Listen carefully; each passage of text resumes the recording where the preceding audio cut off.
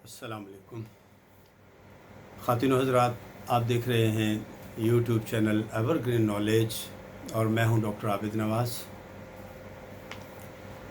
तेरी नस्ल पाक में है बच्चा बच्चा नूर का, तेरी नस्ल पाक में है बच्चा बच्चा नूर का, तू है ऐने नूर तेरा सब घराना नूर का। नाज़रीन मोहतरम, हम ज़िक्र शुहदाए करबला कर रहे हैं और आज इस सिलसिले में हमारी 9वीं नशिस्त है। तो गुज़श्ता नशिस्त में हमने बात यहाँ पर ख़त्म की थी कि हज़रत उस्मान गनी रज़ी अल्लाह ताला अन्हु के बारे में अहले तशरीह की कुतुब में बाक़र मजलिसी उनके जो मुसन्निफ़ हैं उन्होंने जो रिवायात दर्ज की हैं उनका ज़िक्र हम कर रहे थे और आखिर में हम यहाँ तक बयान किया था कि नबी करीम अलैहिस्सलातु वस्सलाम ने माअज़ल्लाह हज़रत उस्मान गनी रज़ी अल्लाह ताला अन्हु के बारे में जो है वो फरमाया कि अल्लाह उसे क़त्ल करे, अल्लाह उसे क़त्ल करे, अल्लाह उसे क़त्ल करे, माअज़ल्लाह अस्तग़फ़िरुल्लाह। और फिर वो लिखते हैं कि बाद में हज़रत उस्मान गनी जो शहीद किए गए वो उसी बद्दुआ का नतीजा था। तो नाज़रीन, आज इससे आगे बात अर्ज़ करते हैं कि यानी हज़रत उस्मान गनी रज़ी अल्लाह ताला अन्हु ने अपनी ज़ौजा हज़रत रुक़ैया रज़ी अल्लाह ताला अन्हा को इतना शदीद ज़ुदक़ोब किया कि वो करीबुल मर्ग हो गईं और नबी पाक अलैहिस्सलातु वस्सलाम उनको इस हालत में देखकर शदीद गमज़दा हुए।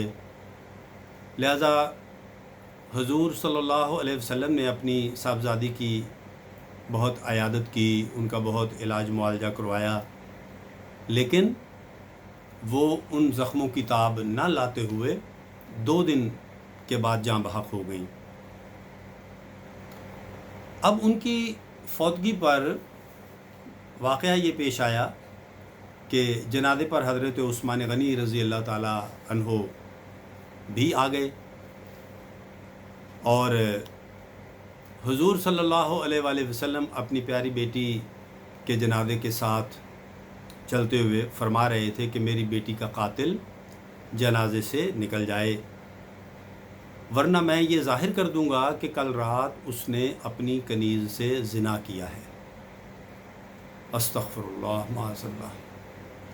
तो नाज़रीन, ये बात समझ आ रही है आपको कि क्या बयान हो रहा है और किस अंदाज़ में बयान हो रहा है और किसके बारे में बयान हो रहा है। ये उस्मान गनी रज़ी अल्लाह ताला अन्हु वो अज़ीम शख्सियत हैं जिनके बारे में आक़ाए दो जहां मीठे मुस्तफ़ा सल्लल्लाहु अलैहि वसल्लम का फ़रमाने अज़मत निशान है कि ये मेरा वो सहाबी है कि जिससे फ़रिश्ते भी हया करते हैं और जिनके निकाह में यके बाद दिगरे प्यारे आका अलैहिस्सलातु वस्सलाम ने अपनी 2 साहबजादियाँ दी और ज़ुन्नूरैन इन्होंने लक़ब पाया। बहरहाल, तो ये अहले तशरीह मुसन्निफ़ लिखते हैं कि नबी पाक अलैहिस्सलातु वस्सलाम ने ये फ़रमाया कि मेरी बेटी का कातिल इसके जनाज़े से निकल जाए, वरना मैं ये बात ज़ाहिर कर दूंगा कि कल रात इसने अपनी कनीज़ से ज़िना किया है। और फरमाया कि इसने गुस्ले जनाबत भी नहीं किया और इसी हालत में जनाज़े में आ गया है। अब हज़रत उस्मान गनी रज़ी अल्लाह ताला अन्हु अपनी बदनामी के खौफ से फिर भी जनाज़े से ना निकले तो हुज़ूर ने फरमाया कि मैं अगर अब भी मेरे कहने पर मेरी बेटी का कातिल जनाज़े से ना निकला तो मैं ज़ाहिर कर दूंगा कि वो माअज़ल्लाह अस्तग़फ़िरुल्लाह कि वो हरामी है और उसका हसब नसब नहीं है। अस्तग़फ़िरुल्लाह। अल्लाह जल्ला शानुहु मुआफ़ फ़रमाए। ऐसी बातें लिखने वाले न जाने कैसे इस तरह की बातें लिख लेते हैं कि हम तो बयान इसलिए कर रहे हैं कि इनकी बातों को ज़ाहिर किया जाए कि ये कैसे अक़ायद हैं। जैसे कहा जाता है ना कि حکم جو ہے وہ ادب پر فوقیت رکھتا ہے، تو جہاں حکم آ جاتا ہے پھر ادب پر حکم کو فوقیت ہو جاتی ہے اور وہ بات بیان کرنا پڑتی ہے۔ بہرحال ہم لاکھ مرتبہ اس پر استغفار کرتے ہیں، اللہ سے معافی چاہتے ہیں کہ ایسی باتیں اور ایسے عقائد سے ہم سب کو محفوظ رکھے۔ چنانچہ حضرت عثمان غنی رضی اللہ تعالیٰ عنہ ڈر گئے اور سمجھ گئے کہ میرے حسب نسب کے بارے میں اب نبی کریم علیہ الصلوۃ والسلام سب بتا دیں گے، لہٰذا آپ نے پیٹ درد کا بہانہ کر کے جانے کی اجازت چاہی۔ تو حضور نے فرمایا کہ ٹھیک ہے، چلو نکلو۔ ناظرین، سوال یہ پیدا ہوتا ہے کہ حضرت رقیہ رضی اللہ تعالیٰ عنہا تو حضرت عثمان غنی رضی اللہ تعالیٰ عنہ کی پہلی زوجہ تھیں، پھر اتنے ظلم و ستم کے بعد آقا دو جہاں میٹھے مصطفیٰ صلی اللہ علیہ وآلہ وسلم نے اپنی دوسری بیٹی آپ کے عقد میں کیسے دے دی؟ تو اس بارے میں بھی ملا باقر مجلسی نے خوب کہانی گھڑی ہے، وہ بھی سن لیجئے۔ لکھتے ہیں کہ جب راوی نے پوچھا کہ دوسری بیٹی ام کلثوم رضی اللہ تعالیٰ عنہ کو آپ نے کیوں حضرت عثمان غنی رضی اللہ تعالیٰ عنہ کے عقد میں دے دیا، تو امام جعفر رضی اللہ تعالیٰ عنہ نے سورہ آل عمران پارہ 4 آیت نمبر 178 ترجمہ، اور کافر یہ گمان کریں گے کہ جو ہم انہیں ڈھیل دے رہے ہیں اس میں ان کے لیے بھلائی ہے، بلکہ یہ ڈھیل اس لیے دے رہے ہیں تاکہ قیامت میں ان کی سخت پکڑ ہو، وہ اپنے جرم میں حد سے بڑھ جائیں تاکہ ان کی گرفت بھی شدید ہو۔ لہذا امام جعفر رضی اللہ تعالیٰ عنہ نے یہ آیہ مقدسہ تلاوت فرمائی اور ارشاد فرمایا کہ نبی پاک علیہ الصلوۃ والسلام نے اس بنا پر اپنی دوسری صاحبزادی حضرت عثمان غنی رضی اللہ تعالیٰ عنہ کے عقد میں دے دی تھی کہ وہ ظلم میں حد سے گزر جائیں تاکہ قیامت کے روز ان کی گرفت جو ہے وہ بھی حد سے زیادہ یعنی شدید گرفت ہو، معاذ اللہ، استغفر اللہ۔ لہذا حضرت عثمان غنی رضی اللہ تعالیٰ عنہ نے ام کلثوم رضی اللہ تعالیٰ عنہا کو بھی قتل کر دیا۔ تو ناظرین گرامی، یہ مسخرہ پن نہیں تو کیا ہے؟ یہ کتنی بڑی مذاق کی بات ہے اور کتنی بڑی عجیب گفتگو ہے یہ، کہ جس کو کسی بھی صحیح القلب اور سلیم العقل شخص جو ہے وہ اس کو ماننے کو تسلیم نہیں کر سکتا، مان نہیں سکتا۔ اب آخر میں ایک اور روایت بیان کرتا ہوں۔ یہ روایت بھی اہل تشیع کی کتب مالی السبتین فی احوال حسن و حسین میں درج ہے اور اس کے مصنف ہیں آقائی محمد مہدی۔ تو اس روایت کو بیان کرنے سے پہلے ایک عرض کرتا چلوں خواتین و حضرات کہ ہمارے علماء یعنی اہل سنت والجماعت کے علماء جو ہیں وہ یزید کو کافر بھی کہتے ہیں، اور کچھ علماء جو ہیں وہ یزید کو فاسق و فاجر بھی کہتے ہیں۔ البتہ کچھ علماء جو ہیں وہ اس کے کفر سے خاموشی اختیار کرتے ہیں۔ لیکن ایک نشست میں نے عرض کیا تھا کہ مولانا جامی رحمۃ اللہ علیہ سے کسی نے کیا اس وقت کے حاکم نے جب پوچھا کہ یزید کے بارے میں آپ کا کیا خیال ہے، تو وہاں ایک اس حاکم کے ایک مرشد بیٹھے ہوئے تھے، اس زمانے کے عالم تھے جن کا نام تھا مولانا مزید۔ تو مزید نے یزید کے بارے میں جو ہے وہ نرم گوشہ اختیار کرتے ہوئے کہا کہ اس کو کافر نہیں کہنا چاہیے اور اس طرح کی بات کی۔ تو جب مولانا جامی سے پوچھا تو مولانا جامی رحمۃ اللہ تعالیٰ علیہ نے ارشاد فرمایا کہ 100,000 لعنت بر یزید اور 100 لعنت بر مزید، یعنی مولانا مزید کی طرف اشارہ کرتے ہوئے یوں ارشاد فرمایا کہ 100,000 لعنت بر یزید اور 100 لعنت بر مزید۔ تو بہرحال ہمارے علماء جو ہیں وہ یزید کے بارے میں اس طرح کے خیالات اور موقف اختیار کرتے ہیں۔ البتہ یہ بات بہرحال طے ہے کہ ہم اہل سنت والجماعت یزید سے شدید نفرت کرتے ہیں، اور محبت کا تو قطعی سوال ہی پیدا نہیں ہوتا۔ اور ناظرین گرامی، نفرت کا بھی ایک انداز ہوتا ہے۔ جب کسی سے نفرت کی جاتی ہے تو نفرت کا بھی ایک انداز ہوتا ہے، اور یہ منحصر ہے اس شخص کی یعنی ذات کے مطابق۔ جیسے مثال کے طور پر ابو جہل ہے اگر، تو ابو جہل سے نفرت کا ایک الگ انداز ہے، ابو لہب سے نفرت کا ایک الگ انداز ہے۔ اسی طرح شیطان سے نفرت کا اپنا ایک مقام ہے، اپنی ایک جگہ ہے۔ تو سب کی اپنی اپنی جگہ ہے، اور اس کے مطابق ان سے نفرت کی جاتی ہے۔ اب اسی طرح حضرت امیر معاویہ رضی اللہ تعالیٰ عنہ کا ہی معاملہ دیکھیے۔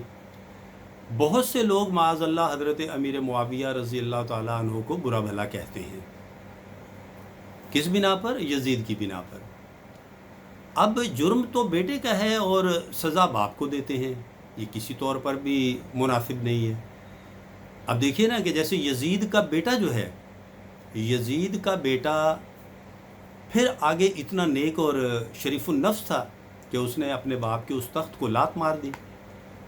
تو اب کیا اس کی بنا پر، ان کی بنا پر یزید کو کیا اچھا کہنا شروع کر دیں گے؟ نہیں کہیں گے نا، ٹھیک ہے۔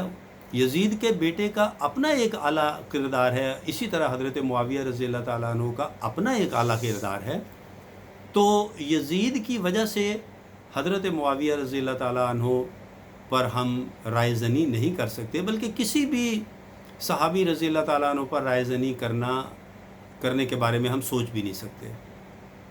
جیسے ایک علماء فرماتے ہیں کہ ایک روایت ہے کہ عالم ارواح میں حضرت داتا گنج بخش علی حجویری رحمۃ اللہ علیہ کی بحث ہو گئی کسی دوسرے بزرگ کے ساتھ، اور وہ جو ہیں بزرگ جو ہیں وہ یوں بات بیان کرتے ہیں کہ وہ چاہ رہے تھے کہ افغانستان میں جو مسلمانوں پر ظلم و ستم ہو رہے ہیں، تو ان میں سے ایک صاحب جو تھے وہ کہہ رہے تھے کہ یہ ظلم و ستم جو ہے افغانوں پر ختم ہونا چاہیے، اور دوسرے بزرگ جو ہیں وہ یہ کہہ رہے تھے کہ نہیں، یہ ابھی تھوڑا ظلم و ستم ان پر جاری رہنا چاہیے تاکہ ان کی ذرا صفائی ہو اور یہ اپنے آپ کو درست کریں۔ اب یہ بات جنہوں نے خواب میں دیکھی انہوں نے کسی تیسرے بزرگ سے بات بیان کی، تو انہوں نے جب یہ سنا تو فرمایا کہ بھائی بڑوں کی باتیں بڑے ہی جانیں، ٹھیک ہے، اس میں ہمیں بولنے کا کوئی اختیار نہیں۔ تو بہرحال یہ میں نے برسبیل تذکرہ اس لیے بیان کیا کہ بڑوں کی باتیں بڑے ہی جانیں۔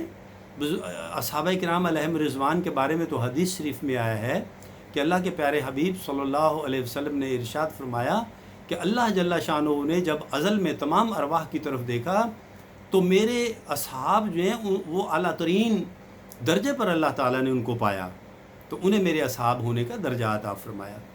تو سبحان اللہ، کیا مقام ہے اصحاب کرام کا۔ تو ہم ان کے بارے میں کسی قسم کی رائے زنی کرنے کا قطعی سوچ بھی نہیں سکتے۔ تو بہرحال اہل سنت کا موقف یہی ہے کہ ہم حضرت حضرت امیر معاویہ رضی اللہ تعالیٰ عنہ کے بارے میں خاموشی اختیار کرتے ہیں، اور کہتے ہیں کہ ان سے خطائے اجتہادی ہوئی۔ اور خطائے اجتہادی کے بارے میں تو آپ جانتے ہی ہیں سامعین کرام کہ خطائے اجتہادی میں اگر خطا پر ہو مجتہد تو بھی ایک ثواب ملتا ہے، اور اگر وہ درست ہوں تو پھر دگنا ثواب ملتا ہے۔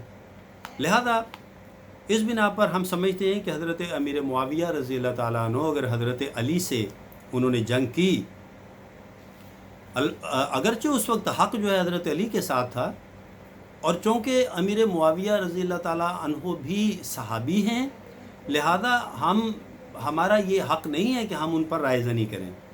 ہمیں چاہیے کہ ہم اپنی زبان ان کے حوالے سے بند رکھیں، لیکن یہ اہل تشیع حضرات کی کتابوں سے متاثر ہو کر لوگ ایسی باتیں کرنے لگ جاتے ہیں حضرت امیر معاویہ رضی اللہ تعالیٰ عنہ کے بارے میں۔ امام شافعی رضی اللہ تعالیٰ عنہ فرماتے ہیں کہ شیعہ روایات ایسے گھڑتے ہیں جیسے ٹکسال میں سکے بنتے ہیں، اور ایک روایت یا ایک حدیث جو ایک انگل بھر کی ہوتی ہے جب مدینے سے نکلتی ہے تو کوفہ سے جب وہ واپس آتی ہے تو گز بھر کی ہو جاتی ہے۔ لہذا یہ ابھی جس کتاب کا میں حوالہ عرض کر رہا تھا کہ مالی السبتین فی احوال حسن و حسین رضی اللہ تعالیٰ عنہم، اس کی جلد نمبر 2 صفحہ نمبر 465 پر یہ اس کے جو مصنف ہیں آقائی محمد مہدی، یہ تحریر کرتے ہیں کہ یزید اپنی سگی پھوپھی پر عاشق ہو گیا، اور وہ پھوپھی جو تھی وہ بہت خوبصورت تھی، لہذا اس نے یہ تدبیر کی کہ کسی طرح سے اپنی پھوپھی کو ایک باغ میں لایا، اور اس باغ میں اس نے ایک گھوڑا اور ایک گھوڑی وہ وہاں پر لانے کا پہلے سے ہی اہتمام کر رکھا تھا، اور گھوڑے کو ایک ایسی دوا کھلا رکھی تھی کہ جس سے وہ بہت گرم ہو چکا تھا، اور جیسے ہی گھوڑی اس کے سامنے لائی گئی تو وہ گھوڑا جو ہے وہ گھوڑی پر چڑھ گیا۔ لہذا اس منظر کو دیکھ کر یزید کی پھوپھی کی شہوت بھی بھڑکی، تو وہ پھوپھی کو ایک کمرے میں لے جا کر اسے ہم بستری کرنے لگا، معاذ اللہ۔ اور پھر ہم بستری کرنے کے بعد وہ کہنے لگا کہ پھوپھی میں تو سمجھا تھا کہ تم کنواری ہو، لیکن ایسا نہیں ہے۔ تو پھوپھی نے کہا کہ تمہارے باپ نے ملک شام کی کسی عورت کو چھوڑا تھا جو وہ مجھے چھوڑ دیتا۔ استغفر اللہ استغفر اللہ، معاذ اللہ۔ اب دیکھیے یہ کتنا بڑا بہتان اور کتنی بڑی یہ تہمت ہے حضرت امیر معاویہ رضی اللہ تعالیٰ عنہ پر۔ اب سوال یہ پیدا ہوتا ہے ناظرین گرامی کہ کیا یہ بات جو ہے اگر دیکھا جائے تو بالواسطہ کیا یہ بات حضرت حسن رضی اللہ تعالیٰ عنہ پر بہت بڑی گستاخی نہیں ہے کہ حضرت حسن رضی اللہ تعالیٰ عنہ تک یہ بات نہیں پہنچی تھی؟ اور اگر پہنچی تھی تو پھر وہ حضرت معاویہ رضی اللہ تعالیٰ عنہ کی بیعت پر کیسے راضی ہو گئے؟ استغفر اللہ، معاذ اللہ۔ اور دیگر صحابہ بھی تو اس وقت موجود تھے، وہ کیسے خاموش رہے؟ اگر اتنی بڑی بات جو تھی حضرت امیر معاویہ رضی اللہ تعالیٰ عنہ کے بارے میں جو انہوں نے اتنا بڑا بہتان اگر لکھا ہے، تو یہ اس وقت کے صحابہ کرام علیہم رضوان تک نہ پہنچی تھی، حضرت حسن رضی اللہ تعالیٰ عنہ تک نہ پہنچی تھی، تو یہ بہت بڑا سوال ان کے اوپر کھڑا ہو جاتا ہے پھر۔ تو بہرحال یہ ہیں اس طرح کی روایات اہل تشیع صاحبان کی۔ اور حضرت عمر رضی اللہ تعالیٰ عنہ کے بارے میں تو معاذ اللہ یہاں تک لکھا ہے کہ وہ حضور صلی اللہ علیہ وآلہ وسلم کے قتل کے درپے رہتے تھے، معاذ اللہ معاذ اللہ۔ اور حضرت ابو بکر رضی اللہ تعالیٰ عنہ کے بارے میں لکھا کہ حضرت ابو بکر رضی اللہ تعالیٰ عنہ چونکہ منافق تھے، اس لیے جب نبی پاک علیہ الصلوۃ والسلام نے مدینہ سے مکہ کی طرف ہجرت فرمائی تو حضرت ابوبکر صدیق رضی اللہ تعالیٰ عنہ کو آپ ساتھ لے گئے تاکہ وہ کوئی اپنی منافقت کا مظاہرہ نہ کر سکیں آپ کی عدم موجودگی میں۔ استغفر اللہ۔ تو بہرحال خواتین و حضرات، عرض یہ ہے کہ ہمیں یہ یاد رکھنا چاہیے کہ محبت جو ہے وہ بھی اعتدال میں ہونی چاہیے اور نفرت بھی اعتدال میں ہونی چاہیے۔ یعنی جتنی محبت یا نفرت کا حکم اللہ جل شانہ نے اور پیارے آقا علیہ الصلوۃ والسلام نے دیا ہے، ہمیں اس دائرے اور اس معیار کے اندر ہی رہنا چاہیے۔ مگر افسوس کہ آج لوگ حضرت امیر معاویہ رضی اللہ تعالیٰ عنہ کی ذات تک پہنچے، پھر آپ کے بعد حضرت عثمان غنی رضی اللہ تعالیٰ عنہ ذو النورین کی ذات تک پہنچے، پھر اس کے بعد حضرت عمر فاروق رضی اللہ تعالیٰ عنہ کی ذات تک پہنچے، اور پھر حضرت ابوبکر صدیق رضی اللہ تعالیٰ عنہ کی ذات کو بھی نہ بخشا۔ ایک ویڈیو ایسی بھی دیکھنے میں آئی کہ قوال اس میں گا رہا تھا کہ ابو بکر جو ہے وہ فدق کھا گیا فدے کھا گیا ابو بکر معاذ اللہ رضی اللہ تعالیٰ عنہ. اور ایک جاہل پیر جو وہ قوالی سن رہا تھا وہ اس قوال پر نوٹ نچھاور کر رہا تھا. اب اندازہ کیجئے اس دور کے بعض یعنی جعلی اور کیا کہتے ہیں نام نہاد پیروں کی حالت کے بارے میں. تو اصل میں ایسے لوگ جو ہیں یہ در حقیقت اہل تشیع ہوتے ہیں اور ان کا عقیدہ جو ہے وہ ہوتا ہے تقیہ کرنا. تقیہ یا تقیہ یعنی اس سے مراد ہے کہ اپنے آپ کو چھپاؤ. اور یہ بات بھی اصول کافی میں درج ہے، جیسا کہ ناظرین میں نے عرض کیا تھا کہ اصول کافی اہل تشیع کے نزدیک احادیث کی سب سے معتبر کتاب ہے، جیسے اہل سنت والجماعت کے قریب بخاری شریف سب سے معتبر کتاب ہے. اور اس میں جو احادیث ہیں وہ امام جعفر رضی اللہ تعالیٰ عنہ کی طرف نسبت کی گئی ہیں، جبکہ ان احادیث میں کوئی صداقت اور سچائی نہیں ہے. تو اصول کافی میں امام جعفر کے کھاتے میں ہی انہوں نے یہ بات ڈالی ہے کہ امام نے فرمایا کہ ایمان کے 70 درجے ہیں اور ان میں سے 69 درجے ہیں وہ تقیہ کرنے میں ہیں. یعنی شیعہ بنے رہو لیکن سنی ظاہر کرو خود کو. اور ایک روایت یہ بھی ہے کہ امام جعفر رضی اللہ تعالیٰ عنہ فرماتے ہیں کہ جس نے تقیہ نہیں کیا وہ ہمارا شیعہ ہی نہیں ہے. لہذا جہاں بھی ناظرین گرامی عرض یہ ہے کہ جہاں بھی اصحابہ کرام علیہم رضوان کی توہین دیکھو سمجھ جائیں کہ وہ سنی نہیں ہے بلکہ وہ چھپا ہوا شیعہ ہے. اللہ جل شانہ سے دعا ہے کہ وہ ہمیں درست عقائد اور ایمان کی سلامتی پر قائم رکھے اور ایمان کی سلامتی کے ساتھ اپنے پیارے حبیب لبیب صلی اللہ تعالیٰ علیہ وآلہ وسلم کی غلامی میں زندہ رکھے اور آپ کی غلامی میں اور اصحابہ کرام کی غلامی میں اور بزرگان دین اور ائمہ کرام اور بزرگان دین کی غلامی میں ہی ایمان پر اس دنیا سے لے جائے.